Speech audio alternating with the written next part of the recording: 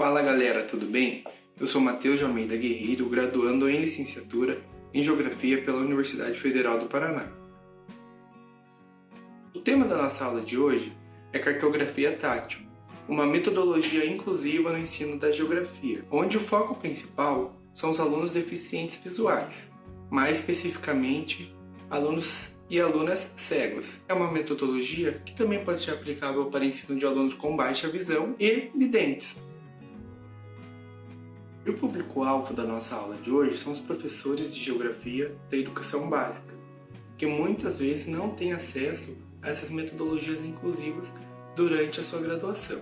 Mas na aula de hoje também serão bem-vindos professores de outras disciplinas, alunos e o público em geral que tem interesse em aprender sobre cartografia tátil.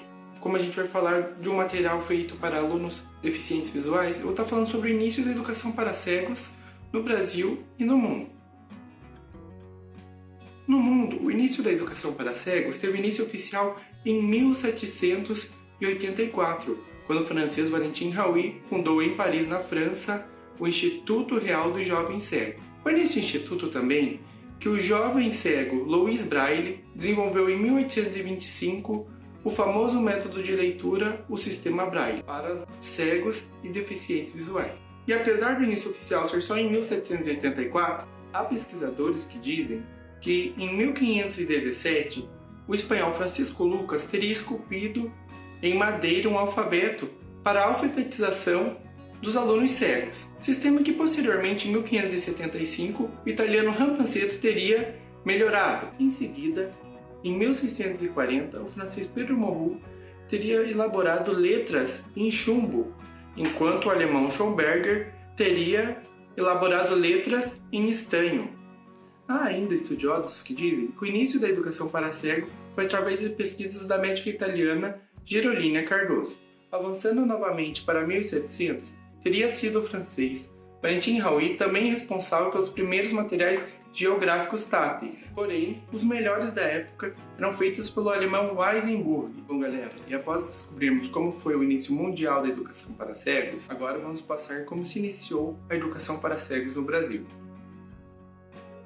Oficialmente, a educação para cegos no Brasil começou em 1854, quando foi fundado o Imperial Instituto dos Meninos Cegos, na cidade do Rio de Janeiro, que em 1891 teve seu nome alterado para Instituto Benjamin Constant. O Instituto foi fundado através do Decreto Imperial 1428, exatamente no dia 12 de setembro de 1854, graças aos esforços de um jovem cego chamado José Álvares de Azevedo. A seguir, vou estar falando um pouco sobre a história de José Álvares de Azevedo.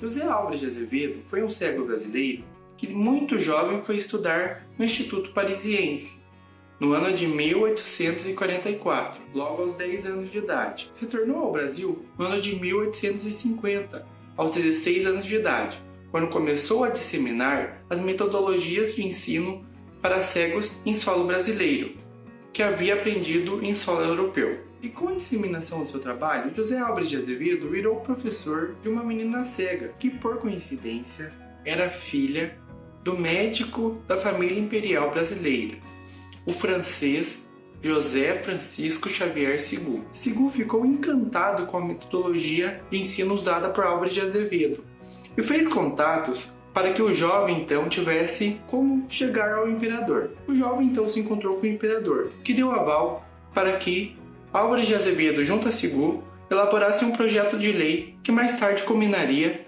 na abertura do Imperial Instituto para os Meninos Cegos.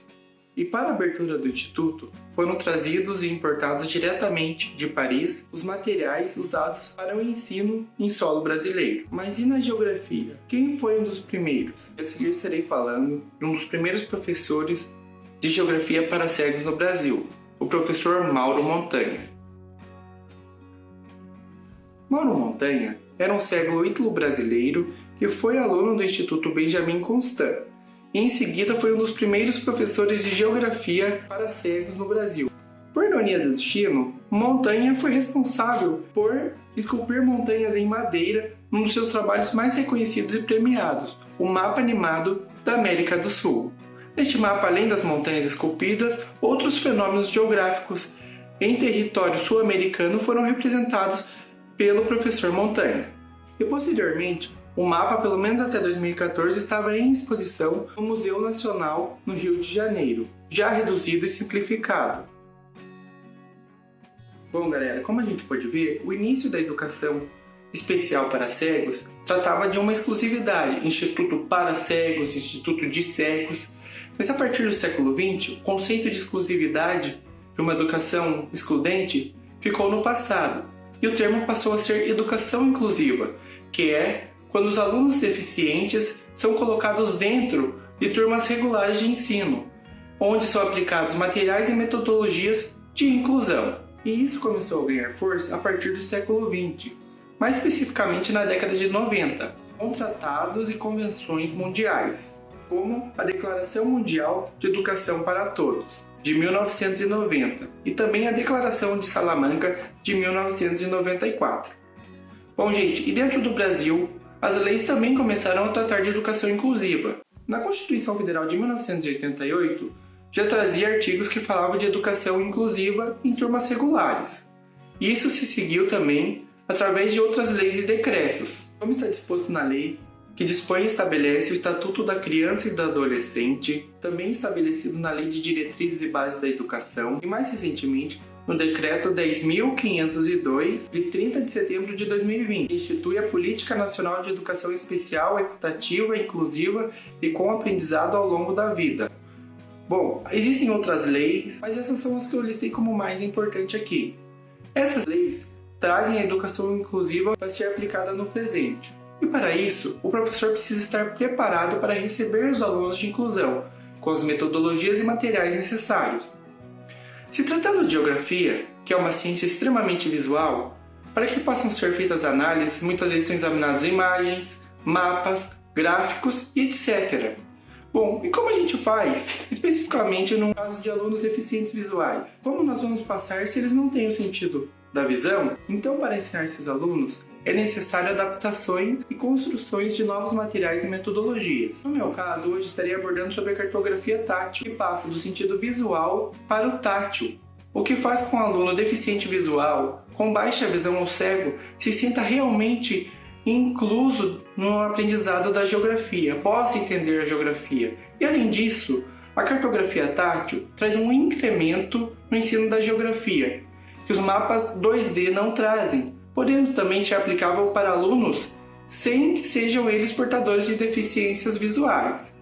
Gente, como o nosso alvo na aula de hoje são os professores que precisam aplicar metodologias inclusivas em suas aulas, eu vou estar passando para vocês um pequeno tutorial de como construir um material tátil. Antes de mais nada, é necessário selecionarmos o mapa base. No meu caso, eu escolhi o mapa físico do estado do Paraná, onde a hipossometria do estado é apresentada. Foi retirado do portal de mapas do IBGE. Originalmente, o mapa estava na escala de 1 para 800 mil.